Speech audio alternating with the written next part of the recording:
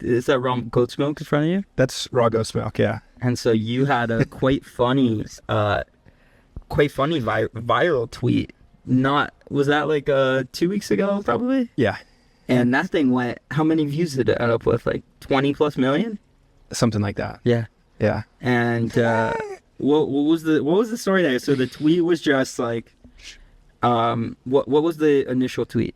I went to my local grocery store, a health food store, a co-opportunity market. It's on the corner of like Broadway and 16th. And Yeah. looking at the milk section, took a picture of it, thought to myself, this is interesting because there are 15 different raw milk SKUs in this fridge. I can walk 3 blocks, buy whatever I want, and go home. That's so far outside the norm for the rest of this country. We're all in the same country, yet my access to healthy, delicious, nutritious food is heads and shoulders above the rest of this country. And that's not okay. That's not fair. That's not right.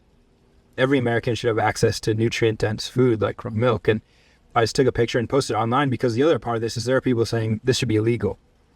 Yeah. And then that was like an argument by a lot of people. I think, who was the main guy from the Daily Wire who posted it that was like, this is ridiculous. Yeah, Matt Walsh really blew Matt it up. Walsh. Yeah, Matt Walsh. Put up. He had Elon Musk commenting. And so what's the argument? So their argument is that, there's these harmful bacteria, and the pasteurization process rids the milk of the said bad bacteria. But in that process, it's obviously also rid some good bacteria. So what do you think the argument is for raw milk, and why it is, so much better than traditional pasteurized milk? Raw milk is known as nature's perfect food. It is provided by mammals and its nourishment for their young. It can be enjoyed by mammals of all ages and all kinds. It's a beautiful aspect of life and reality that there are mothers, in this case, cows, goats, sheep, camels. There are a lot of different domesticated livestock that create raw milk that can be enjoyed for nourishment and vitality, and it's delicious. And it has been this way for many thousands of years, and pasteurization is a relatively recent phenomenon. I believe the quote that Mark McAfee likes to say, who's the founder of Raw Farms, who does, I think, $20 million last year in raw milk sales in California.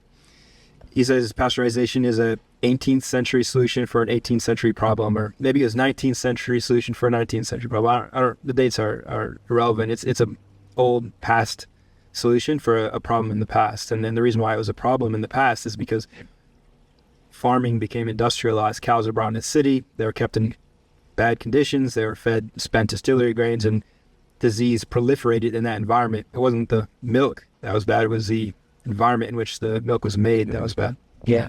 And then you even think about like I have a friend whose family is originally from Italy, and they're farmers. They were farmers in Italy. And he said that they would pasteurize their milk by just putting it on the stove for a few minutes and then putting it in the fridge. And that's a whole different process than the ultra pasteurized, conventional way of doing it now. So it's interesting how things have evolved. And there's that whole story with Rockefeller and pasteurization, which is, a whole nother rabbit hole. It's interesting to talk about it in terms of meat. Now, you go to the store and there's raw meat available. Some of that, maybe, as you eat it raw, you might get sick. I know we both made podcast episodes with the great Sobra. He's eating raw meat all the time. I know there are people who eat raw meat all the time and speak to the health benefits of that and say there's no reason to cook meat. It's a risk-reward relationship at the end of the day. And if we as American citizens deserve the right to be able to make that decision for ourselves if we want to take that risk. The risk, realistically, is incredibly tiny that you have a bad bacteria in raw milk, and it's not even the most dangerous food on the market. Mm-hmm.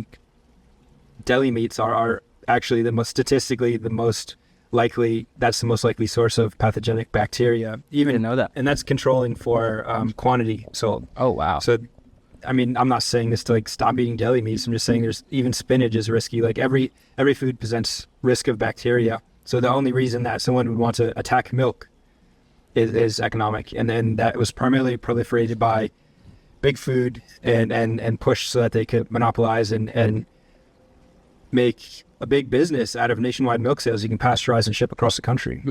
And then you think about how so much of this is just a game of marketing. You can think about that, like how, you know, you tell someone, I just had a raw steak. And they're like, you are a psychopath. But then they're in France and they have tartare and carpaccio. And it is like this luxury, nice, healthy, delicious food. And, you know, no one bats an eye at that. But at the end of the day, they're the exact same thing. So at the end of the day, you know, it's like, it's a marketing game. We need a fancy French word for raw milk is what we need. I think that's the answer. That is funny.